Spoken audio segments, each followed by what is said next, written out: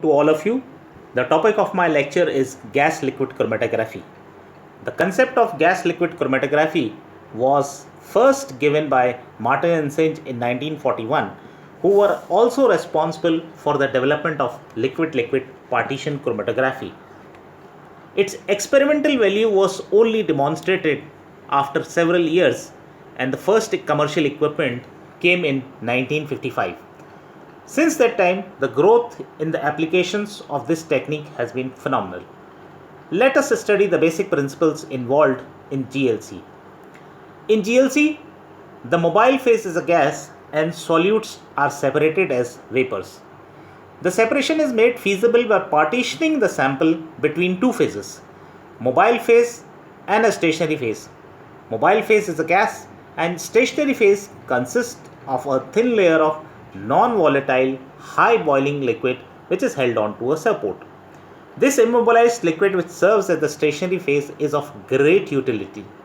Now the volume of carrier gas or the mobile phase which is necessary to convey a solute band through the complete length of the column, that is from the top to the bottom, from the point of entry to the point of exit, is known as retention volume, and this retention volume is the fundamental quantity which is measured in GLC. Now for a given column which is operated at a particular temperature represented by the factor Tc as shown, and with a definite carrier gas flow rate which is represented by factor Rc, the length of time that each component spends in the column is called as the retention time, which is represented by Tr. Now the distance on the time axis, that is that distance from the point of sample injection to the peak of an eluted component, is called as the uncorrected retention time, which we represent as Tr. This uncorrected retention time is interrelated to retention volume by the following expression: Vr is equal to Trf, equation 1, and Vm is equal to Tmf, equation 2. Now F represents the average volumetric flow rate within the column V and within the column. Now, V and T are the retention volumes and times respectively, and the subscripts R and M refer to species that are retained and not retained on the column. The average flow rate is not directly measurable. However, what is done is instead only the rate of the flow of gas is measured as it exits the column, and this can be conveniently determined experimentally. This rate of flow of gas is measured by the means of a soap bubble meter, and the average flow rate of the gas F is then given by the following expression: F is equal to Fm into Tc upon T into P minus BH2 upon P, which can be seen as equation 3. Now here Tc represents the column temperature in degrees Kelvin, T is the temperature at the meter, Fm is the measured flow rate, P is the gas pressure at the end of the column. Usually P and T are the ambient pressure and temperature. In the soap bubble meter, the gas naturally becomes saturated with water vapor, and what? The gas becomes saturated with water. Thus, the pressure then has to be corrected for the vapor pressure of water, which is represented by pH2O. Now, both Vr and Vm depend upon the averaged pressure within the column. Now, this is a quantity that lies intermediate between the inlet pressure and the outlet pressure. The outlet pressure is the atmospheric pressure and inlet pressure represented by P. So the corrected retention volumes are represented at Vr0 and Vm0, which corresponds to the volume at the average column pressure and are obtained from the following relationship: Vr0 is equal to JTRF and Vm0 is equal to JTMF. The quantity J can then be readily calculated from the following relationship: J is equal to 3 upon 2 and in main bracket Pi upon P whole square minus 1 upon Pi minus P whole cube raised to the power minus 1, expression number 5.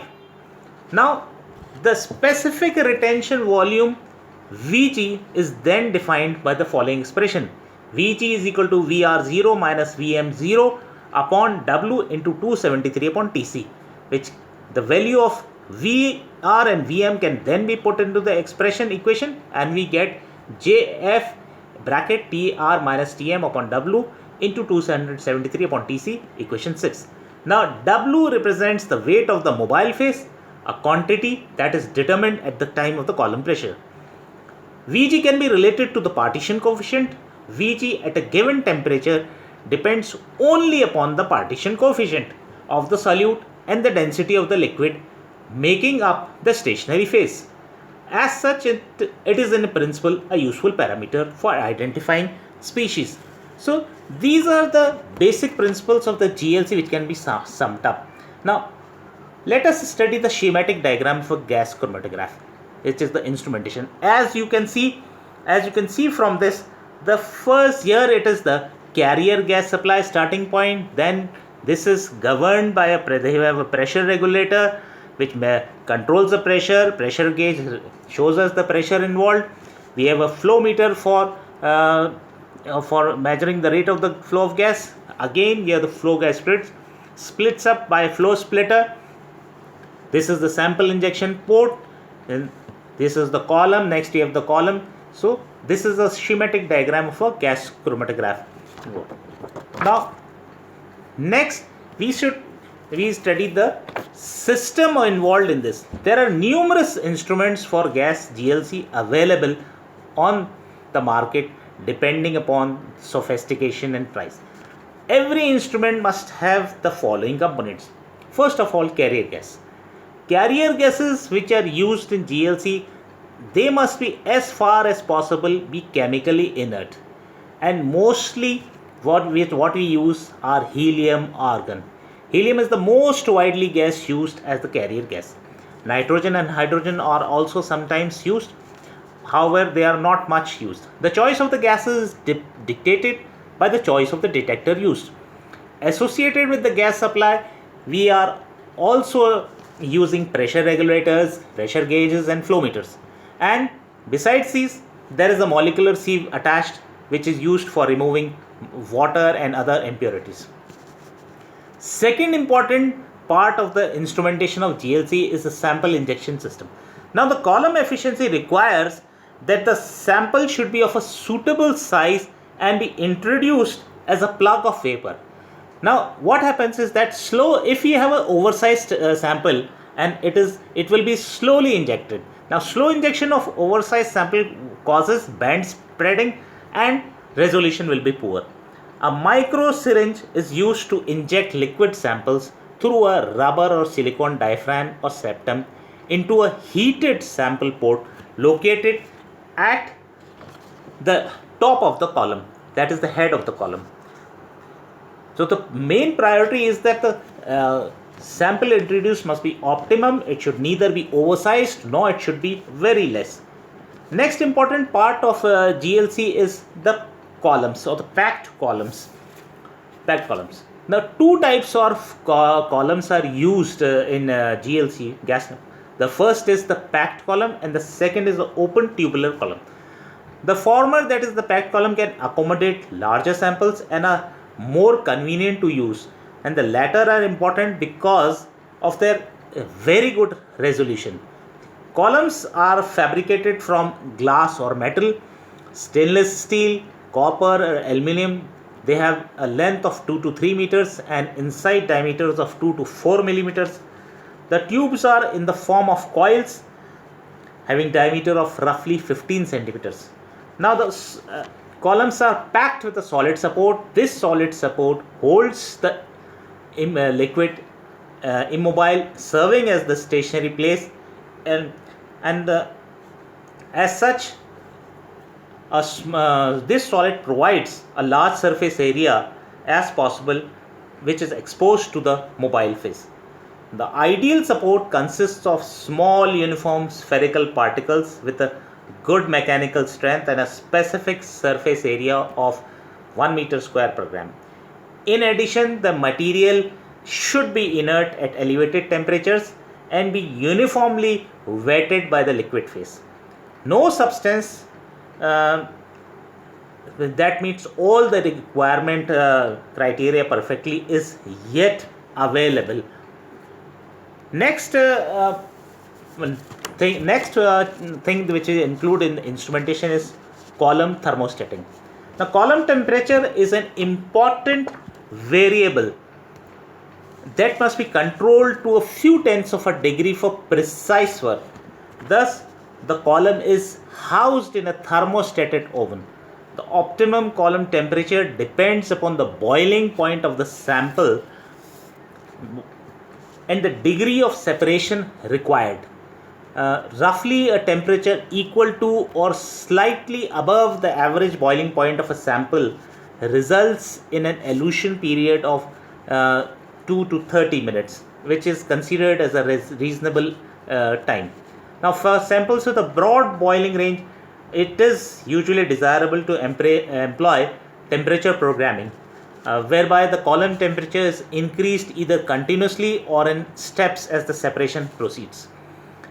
Next, with the requirement of instrumentation in GLC, which is very important part, is the detectors. Now, the function of the detectors is to detect the arrival of the separated components. Now, as these separated components leave the column, they provide a corresponding electrical signal, and the detector detects this signal. In GLC, usually 4 types of detectors are used: thermal conductivity detector, flame ionization detectors, thermionic detectors, and electron capture detector. 2 major groups of detectors, that is at constant temperature and constant pressure detectors. For packed columns, thermal conductivity detector is the most useful, but for open column, flame ionization detector is used or is most suitable. Next important requirement of GLC is the signal recorder. Now, the choice of the recorder determines the ultimate accuracy of the chromatogram. Full scale response ideally should be in 1 second. Recorder sensitivity is up to 10 MV and ranges from 1 to 10 MV. Now, however, when the signal is very weak, amplifier units are used and amplification of the signal is done and then recorded. This is the basic instrument involved in GLC. And now let us see the applications of GLC. GLC or gas liquid chromatography is a tool for performing separations, and in this capacity it is unsurpassed in its utility when applied to complex organic, metal organic and biochemical systems. Second, it provides the means for completion of an analysis. That is, retention times or retention volumes are employed for qualitative and while peak heights or areas provide quantitative information. That is what we said from peak height. The amount of the sample present can be detected from the peak height or peak area. Now, since for qualitative purposes GLC is much more limited, therefore the fractionation qualities of GLC can be easily combined with the superior identification properties of instruments or techniques like MS, IR and NMR. Another important application of GLC is that gas chromatograms are used as criteria of purity for organic compounds. Contaminants, if they are present, are revealed by the presence of additional peaks.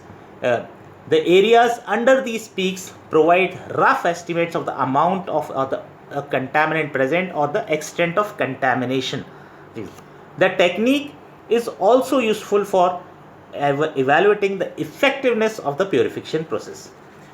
Retention time can be used for identification of components. In this session, how a quantitative application of GLC is that the detector signal from the GLC has a wide use. It can be used for identification of substances. Besides these applications, there are several more applications which you can find. Thank you.